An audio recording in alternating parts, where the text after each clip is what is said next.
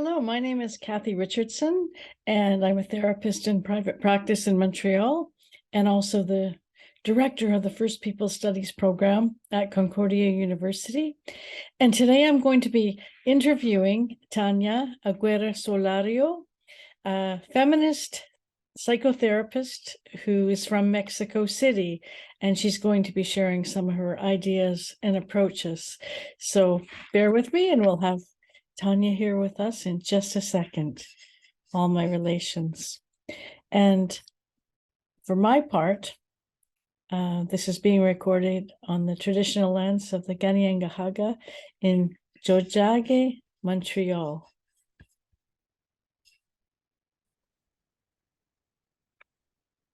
Hi, so I'm back. This is Cathy Richardson, and I'm here with Tania Aguirre Solorio, who is in Mexico City, and she's going to talk today about the concept of embodied resistance. And so I'm just going to hand it right over to Tania to introduce herself and the land where she's from or where she's on, and talk about this concept. What is embodied resistance?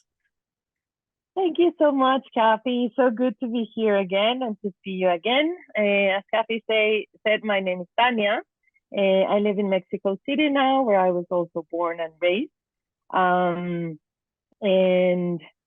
yeah, I guess we can, I don't know, just jump into the conversation. Yeah, okay.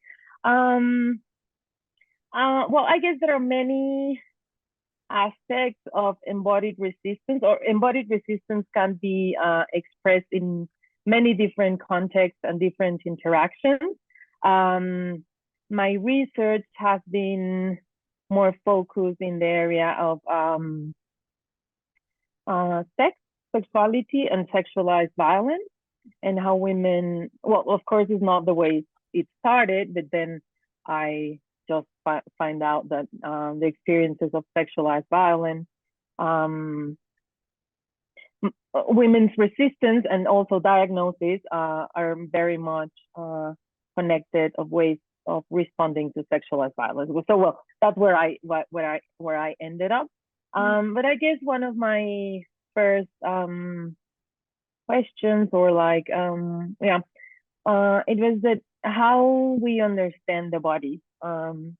There's, of course, like a Western colonial understanding of the body as a thing. And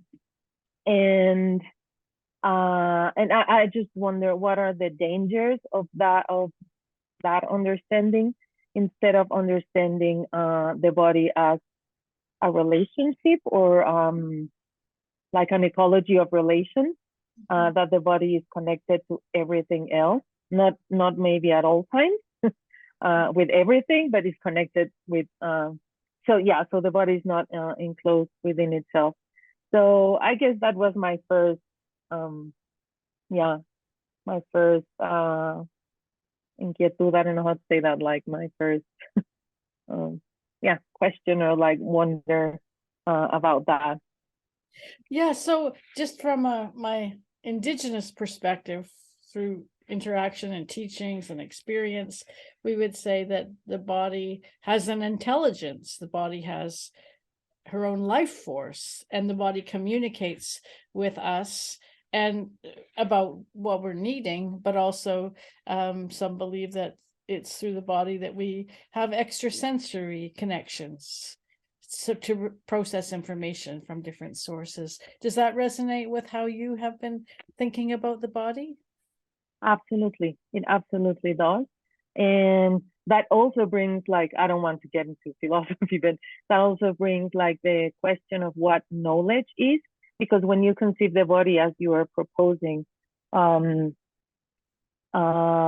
as a way of knowing, we have to also shift, at least I think we have to shift our idea of knowing only as mental processes, or like mind processes, and to actually recover with people other ways of knowing that have to do with senses and connection and relating and interaction.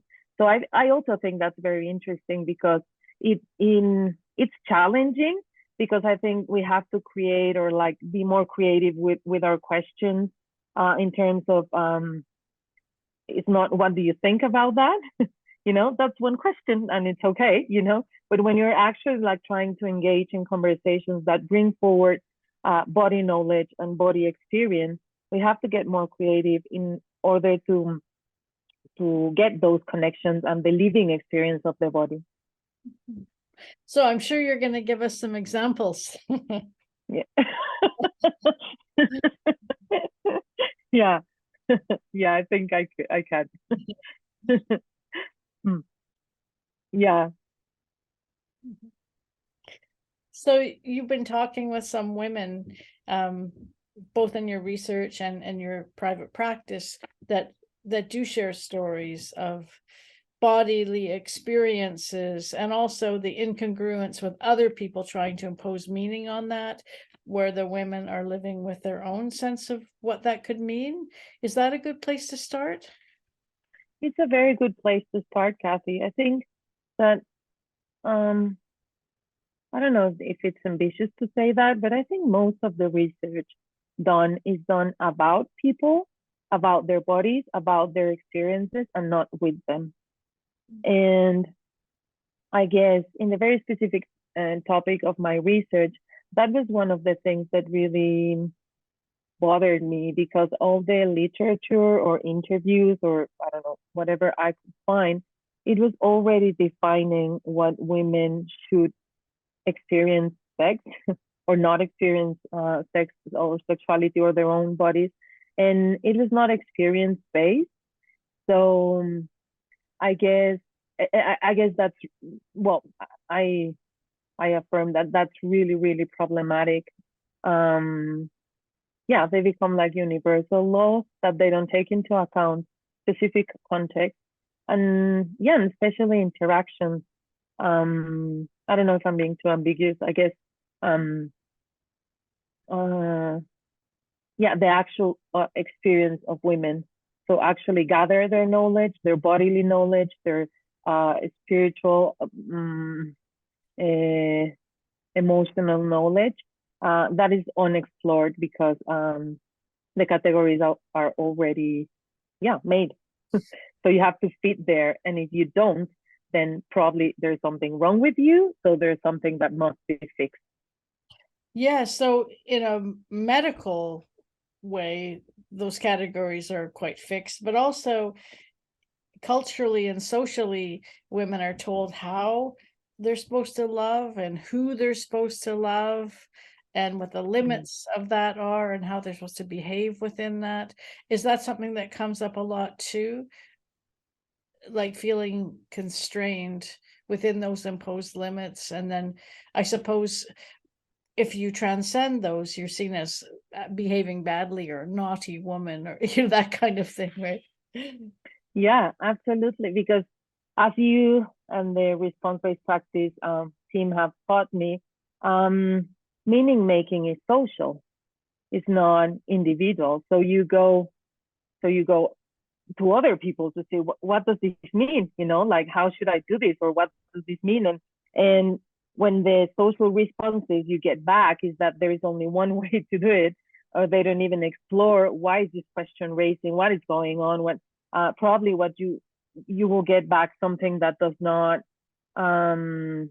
fits with your experience, and probably that does not acknowledge why are you responding in some ways and not others, what is better for you, what are you valuing in the ways you're doing things, and or even if you are at risk or trying to get some safety, or yeah. Mhm. So that comes a lot. Yeah. I remember from an earlier presentation that you did, you shared an example that was quite powerful and quite, I won't say common, but maybe frequent. And that was that women were telling you that things were not okay in the bedroom, and that their husbands were referring them to the doctor, thinking that the women had a sexual dysfunction. And so the women would go to the doctor, and the doctor would reinforce that idea and try to find out what's wrong with this woman and treat them for whatever's wrong, if that's possible, with completely ignoring the fact that these women were actually getting raped in the bedroom by Yeah. the husbands. It wasn't consensual sex, but that wasn't brought up as part of the situation. And of course, for us, that's the main situation. Yeah, absolutely. And yeah, thank you for bringing that up, Cathy, because well, for me, it's a very moving conversation because and it's so common. I think one of the things that one of the discourses or very common ideas is that we have talked about there's an open conversation around sex or violence and it is not my experience. There's little room for women to actually talk about that if they wish to do that, but also talk about it in a dignified way that actually like sort of uncovers the interaction and puts the blame or the responsibility where it should be. So as you were saying, one of the very, very common conversations that I had when you actually get into the details of sex, and let me connect with our first part of the conversation. That's why if you think that the body is the thing, then you try to find a problem within that body, that, oh, there's something inside this body, so let's fix it in the brain or in the. So what happens in like sexual therapy or is that, or also like medicine, and is that they don't ask about the interaction, like almost never, like we don't have like conversations around sex. And I'm not saying that people should disclose that. I'm saying that you cannot do a diagnosis if you don't ask about the interactions and about safety and about what happens there. So when I did, and a lot of women are very willing to talk about that. They are, well. So what I find out is that the interaction was never explored. So immediately there was a move to diagnosis, which very commonly is there's something wrong with your vagina. There's something wrong with your brain, because you just have to relax. That's why it's painful, because you don't know how to relax. So there's something wrong with your brain or with your emotions. So women are like derived to sex therapies, to psychiatric medicine. There are awful treatments that are done on women's bodies for them to comply with male-centered ways of having sex. So yeah, and the violence was always concealed, because if you don't go into the interaction, you don't get why is she answering like, and the bodily responses are telling you something, like if you take them seriously and honor those, they are telling you that there's something going on with the interaction. This body is not an island; it's in interaction with a partner or something. So someone, yeah. Mm-hmm. Great. So as we go into part 2 of this video, it sounds like we're going to look a little bit at the practice of sex therapy and how that realm could become also more woman-centered or embodied-centered. And also we could talk a little bit about, the class-based survival needs of women in Mexico and what's at stake for actually declaring that, my husband's treating me with violence. What happens when you disclose that? What are you at risk for? And then some examples of women's resistance. I remember some really compelling and delightful stories you shared last time. So is it okay if we stop this part here now?